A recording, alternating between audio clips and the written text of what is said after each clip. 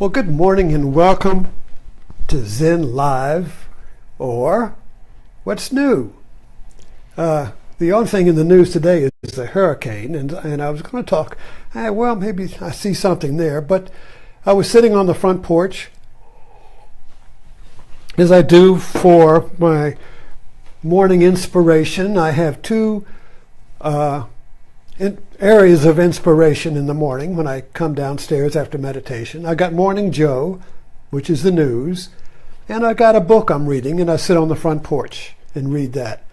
And the books I read are always, I call them Dharma books, or inspirational books, or Zen or Buddhism, or something that makes my mind leap. And so I've been revisiting the books I have by Joseph Chilton Pearce, and this one is called Evolution's End, and reclaiming the potential of our intelligence. And this is all about development of the brain, but at the same time, it's development of our spiritual sense, the development of our capacity to leap beyond the sea of concrete facts, to leap beyond and grasp the totality. And so this eclipse we just had, I cannot help not reuse and just fall in love with the path of a totality that just comes back every which way. And when you're in the eclipse, the announcer said, "We're in the totality!" Yay! So this is a metaphor. So I want to talk about metaphor again, and because it really just sprang out at me again, and I ran upstairs and found my old childhood book. Now this book, Paddle to the Sea, it's probably reversed, but it says Paddle to the Sea. My mother, this is my book. I mean, I think I got this when I was 4, so this would be 1940. And I looked this up, and that's when the book was written, so she got this right off the press. And it's a book about a little Indian boy in Canada who creates a canoe and entitles it Paddle to the Sea. And he puts it, see, here he is up here, and he puts the canoe on a snow-topped mountain, and when the spring thaw comes, the little canoe begins its adventure to the sea. And it goes through all kinds of adventures. He gets stuck in a beaver pond. He gets stuck in a log jam. He gets beautiful illustrations. He gets stuck with a factory mill. He almost gets cut up by a saw, and he gets snatched up, and he's back in the water, and now he's on the Great Lakes, and now he's almost run over by a tanker, and now he's lost in a little pond where the bears and the ducks play, and now he's gets at the end of Lake Superior, and now he's caught up in a fishing camp, and now he's adrift again, and now he's with driftwood and lost on a beach. And now he's back in the ocean in the winter, and he's almost frozen. And now he's picked up by a kind man and repainted and put back in the ocean. And now he's going through the locks. And now he's down Lake Michigan. He's going to the sea, and now he's adrift. He's lost, abandoned among the driftwood. And now he's almost burned up in a fire. And now he's going through a waterfall, and now he's reaches Lake Erie, and now he's going down now he's going down the Niagara Falls. See, where is he? He's a little bitty thing. I think he's right there. And now he's in maybe that wasn't Niagara Falls, on Lake Ontario, and now he's on the Great River, and now he's going to the sea, and now he's picked up by a fisherman, and now he's on a wharf. And let's see what happens. And that's the end. Well, anyway, the end of the story was that he went to sea, got picked up by a fisherman and taken to France. And he was in the newspaper because in the bottom of the canoe he said, "If you pick me up, put me back. I'm paddle to the sea. Put me back in the water." And this was in the newspaper. And the Indian boy, now grown up, reads the newspaper, and he reads that his canoe made it. And the third man on the wharf was a young Indian, tall and strong. In his moccasins, he moved so silently across the dock to the others that did not hear him. He took one long look over the Frenchman's shoulder at they were reading the newspaper. "You put him back in the river and set him on? Good, I made that one," he said softly and turned away. The young man had stepped into the canoe before the Frenchman spoke again. "What'd that Injun just say now?" he asked, laying his paper down. "Didn't hear him," replied the sportsman. Both of them glanced toward the river, but the canoe was already moving, away under steady strokes of the paddle. So the two men returned to their own important thoughts. In the canoe, the Indian smiled. Once he paused in a stroke and rested the paddle. For that instant, he looked like his own paddle to the sea. There was a song in his heart. It crept to his lips, but only the water and the wind could hear. "You little traveler, you made the journey, the long journey. You now know the things I have yet to know. You little traveler, you were given a name, a true name in my Father's lodge. Good medicine, little traveler. You are truly a paddle person, a paddle to the sea." Well, as you can see, even reading that, I must have gone back to my 4-year-old child, because my mother read that over and over. Paddle to the sea. I could feel the energy right there, the connection. So paddle to the sea is a metaphor, but it's a dynamic metaphor.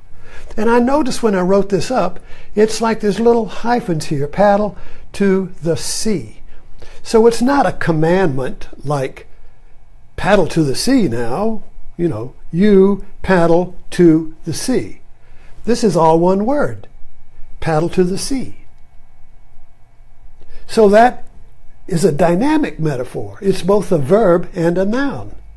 It's paddle to the sea in time, but you are the totality of paddle to the sea. So the metaphor combines the totality and the particle. It combines the totality and the process. It combines the eclipse, the totality, and the daily movement of the sun and the moon. You see, you get what I'm saying? The metaphor is dynamic. A living metaphor is dynamic because it combines the thing and the action, the part, which is movement, and the totality. So the sea, which is the goal, is already in the paddle to the sea. The totality, which is the goal, and the goal is always fill in the blank. You want to get the car, you want to get the retirement, you want to get the wife, the husband, you want to get this or that. That's the goal. But the sea, you see, is a metaphor for the totality of all the rivers, you see. So the paddle to the sea contains the totality in it. So we all contain the totality in ourselves as a particle. In quantum physics, they say, well, an electron is a particle if you set up your experiment this way, or it's a wave. Well, a wave is the field. A wave is the totality. It's not a particle. So an electron is both the field and the thing, which is a particle. You see what I mean? The metaphor bridges the totality with the particle. with the thing in itself, you see. The metaphor is a bridge. And so I got, then I put this up here just before I turned on the camera. The metaphor canoe paddles on a river of facts to the sea of totality. So we are all on a river of facts. The river of facts is the concrete, factual world we're all in right now. That's what we see. But it's always moving. It's not like frozen, like they do on a movie, or an advertisement. You see, everything is frozen and just one person moves. You know that trick, you see? So everything is moving. So we're moving on this river of facts. Every moment is a new river. You can't step in the same river twice. But of course, our holographic mind creates a world that appears pretty stable. So we're kind of like in a world that's stable. Otherwise, we would be psychotic. This is what freaks people out about LSD trips going bad. Everything is moving. There's no reference point, or a nightmare dream. Everything is whoa, you see. So our mind, our brain stabilizes everything so we can maintain a semblance of sanity and communicate and catch a bus. But at the same time, it's all moving. It's a moving river of facts, you see. So this, the metaphor is a canoe upon which we can paddle. The paddle is our courage. The paddle is our intention to get to the totality. You see what I mean here? Is this now I'm 80 years old, and sometimes I wonder what's wrong with me. Not really, but just as kind of like a little joke, I say, why am I not like other 80-year-olds and just I just got to get my high school album. Got to get all my pictures put together now, my high school album, because I'm 80 years old and I won't be around much longer. And I like to go through the album and look at the past. And I sit in the chair and watch soap operas and I wait for dementia. No. Why am I why is my mind so vitally awake? Why do I keep seeing new totalities? Why do I keep seeing new totalities and coming here to share them with you? What's wrong with me? No, see what I mean? But no, I have an intention. The goal. I am paddle to the sea. But the sea is the totality. But the totality is always here. So I'm always seeing the totality now, not in the future when I get to it. I don't want to see the totality in the future. I don't want to be enlightened in the future. I don't want to get to the totality or the sea of totality tomorrow or 10 years. I tried that. When I first started to practice yoga, when I first got on the river, going to the sea of totality, when my paddle to the sea melted and got onto the river of the totality, I went to a yoga teacher, a guru. And she said, if you want, now she didn't say it this way, but if you want to get to the sea of totality, then you got to do this mantra, these exercises, you got to stop this, stop that, and not that. And do all these things and you'll get there. Oh, I said, okay, that's all I got to do. No problem. But then when I did it all, she said, in a year, you'll be able to do what you want, which I thought, in a year, I'll be at the sea of totality. So in a year, I had done all these disciplines. I was still the same me. Because I was looking for the sea of totality in time. Tomorrow, in the future, you see. I got to paddle to it, you see. No. You are the paddle to the sea. You are the totality right now. But we experience it linearly in time. I'm here. I got to get to there. That's the way we experience things. But at the same time, the awakened mind knows that it's already paddle to the sea. It's not paddle to something. It is both. It is paddle to something, but at the same time, while you're doing it, you are already paddle to the sea. You see what I mean? You're already the totality. The totality is in you.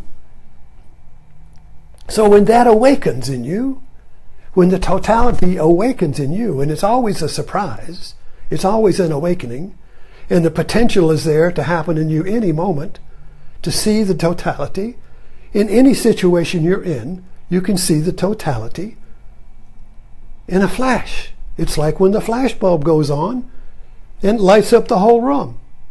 Before, you were running around with a flashlight, and suddenly a flash bulb goes off, and for a second you see the whole room, the totality.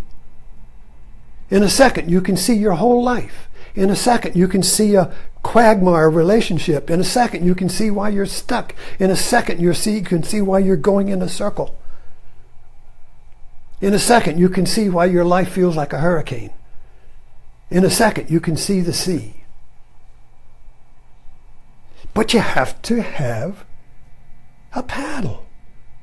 You have to have a really heartfelt intention to go to the sea of a totality. Now, I don't know if my good mother planted that seed, planted that paddle to the sea in me when I was 4 years old, but reading this book on the evolution of child development, and I can see, because he's talking about those precious years of the 4-year-old when he wants a story. Read me a story, Mommy. Read me a story, Daddy. And he reads it over and over and over and over again.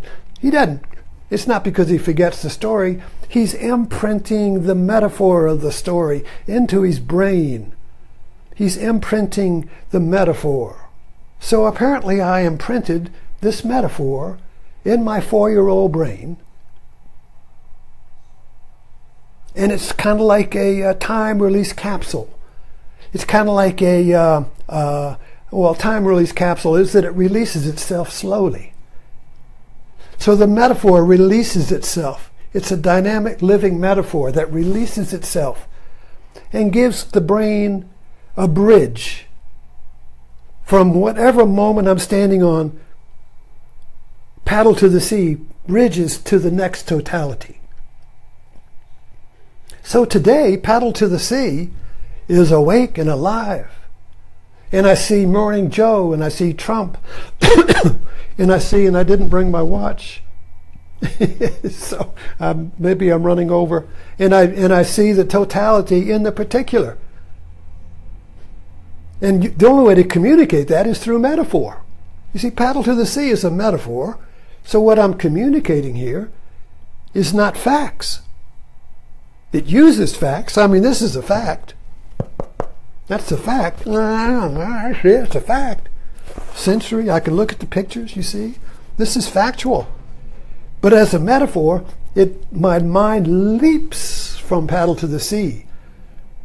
And I find paddle to the sea in everything. Constantly going off. Like an ongoing wave of light in my relationships and whatever I'm doing. Paddle to the sea. Goes off. And this is why I call myself a Zen writer or Zen entertainer, is because Zen is all about paddle to the sea, the satori, the awakening of the totality in the moment. In every moment, the potential for the sea of totality is there to awaken in you. But there has to be some kind of metaphorical tool that the mind can use to transform everyday facts into the totality in your life. You get the idea? The metaphor is a mediator between the particular moment of just facts to the totality, where you can see from horizon to horizon in your life, and you see how you are. It's reorientating you. You know, when you're in a lost, it's because you have no reference. You go to a Google map and you zoom in and say, well, okay, I'm at these streets here and there's some names, but where city am I in? Where in the hell am I? So you keep zooming out. Oh, there's a road I know. I know where, and suddenly the dots come together and suddenly I know where I am. You see. But before you zoom out far enough to connect the dots, you don't know where you are. You could be in Kansas City. You don't know. I'm lost. So this metaphor, paddle to the sea, which is my metaphor, orientates me because it awakens orientation. It's a leap of orientation. I see. But this has to be developed. Now, I can't say meditation is the cause of this, because paddle to the sea has been with me since I was 4 years old. But meditation certainly does awaken paddle to the sea. Meditation loosens the grip of just this, and I can't see beyond my hand, you see. I can't see beyond my little space. I can't see beyond my little family. I can't see beyond my little religion. I can't see beyond my political party. I can't see beyond my story, you see. I can't see beyond because I'm locked into a narrow view. So, the sea of totality is when we want to see the totality. I want to see the truth. I want to see the greater picture. I'm tired of conflict. I'm tired of being trapped in a log. I'm tired of being trapped in a beaver pond. I'm tired of being lost, frozen, cut up. I'm tired of this, you see. I'm tired of the struggle. Well, it's not that you can get to the end of the struggle. You can realize that paddle to the sea is the end of the struggle in the present moment. When you see the totality, that's the end of the struggle. Yet at the same time, you're still on the river. But it's no longer a struggle. Now it's a joyous paddle, a paddle of discovery, a paddle of seeing ever new worlds in your boring, everyday, mundane life. You don't have to go anywhere. You just have to awaken to the totality in the world you are living in right now. So, thanks for hanging with me, and I hope I didn't go off too far. I'll see you this evening.